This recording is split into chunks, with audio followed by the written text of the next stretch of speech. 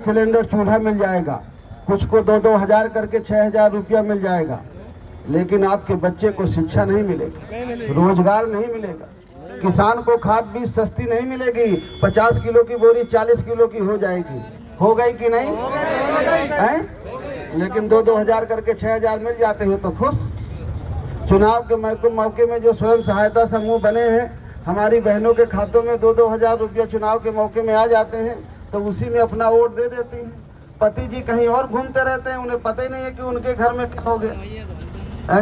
इसलिए आपको ये सोचने की जरूरत है कि आपको 5 किलो अनाज लेना है या 2-2 हजार करके 6,000 में जीवन काटना है, कॉलोनी में काटना है, या चाहते हैं कि हमें खाद बीज सस्ती मिले, हमारे फसल की सही कीमत मिले, हमारे कर्जे माफ हों, हमारे बच्चों को उचित शिक्षा मिले और पढ़ने के बाद उसे रोजगार मिले, ये चाहते हैं या 5 किलो चाहते हैं?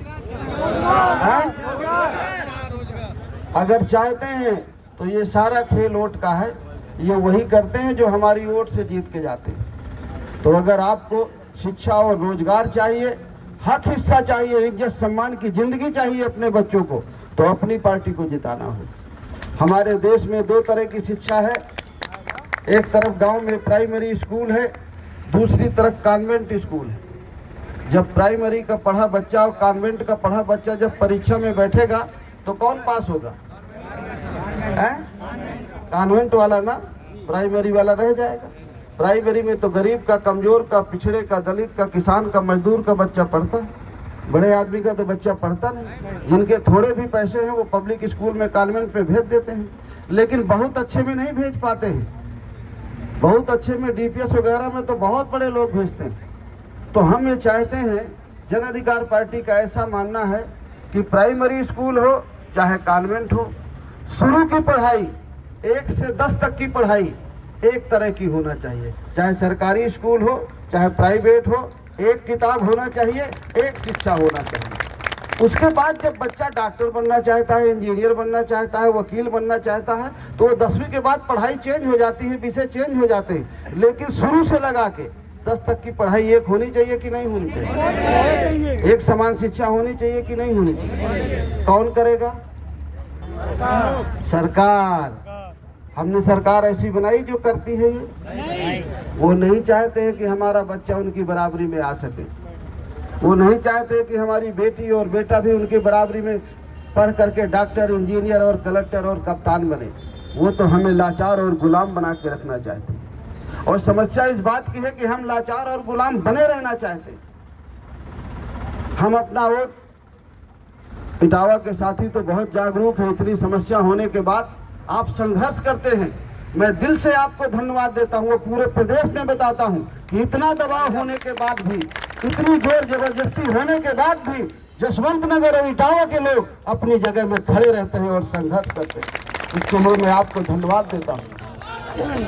लेकिन फिर भी कुछ ना कुछ कमियां हैं, उसकी तरफ मैं आपका ध्यान इंगित कराता हूँ। जो माँ बाप अपना वोट पैसे में, दारू में बेचते हैं, वो पैसे में वोट नहीं बेचते हैं, अपने बेटी और बेटे का भविष्य बेचते हैं। और जब तक आप अपने वोट का सौदा करेंगे तो समस्या का समाधान कभी नहीं है। इटावा के लोगों को तो वोट के बारे में क्या बताने की जरूरत है, उनको खुद पता है। जो लोग वोट लेकर के मुख्यमंत्री बने, सरकार में पहुंचे, उनके बच्चों को आगे बढ़ने का मौका मिला कि नहीं मिला? है? तो वोट की कीमत तो आपको खुद जानना चाहिए कि वोट से राजा बनता है और फिर राजा के हाथ में सब कुछ होता है कि नहीं होता? उसी राजपाट के बल पर तो जमीनों में कब्जे हो गए, उसी राजपाट के बल पर तो लोगों के उत्पीड़न हो गए, उसी राजपाट के बल पर तो हत्याएं हो गई हमारे लोगों की, उसी राजपाट के बदौलत ना वोट लेकर के। अगर आप अपनी सरकार वोट लेके बनाइए तो हम भी नहीं सिपाही बनाएंगे, हम भी नहीं दरोगा बनाएंगे, हम भी नहीं कप्तान बना सकते।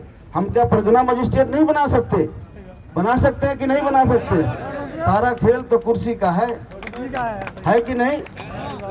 लेकिन अगर आप ये चौपाई याद कर लो कि भाई कौन है हमें कहाँ नहीं, तो फिर हम क्या करेंगे? है?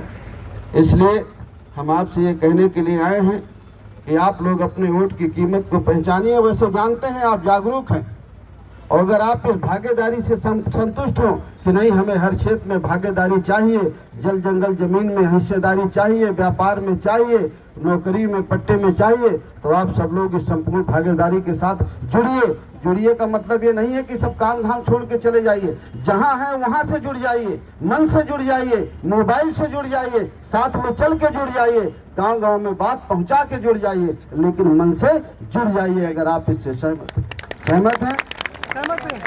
बहुत बहुत धन्यवाद। आप लोग इतने बड़े पैमाने पे इकट्ठे हुए, आप सब लोगों को दिल की गहराइयों से धन्यवाद। हमारे बीच में आदरणीय रामचंद्र कश्यप जी हैं, मैं उनसे अपील करूंगा कि वो भी दो शब्द कहें।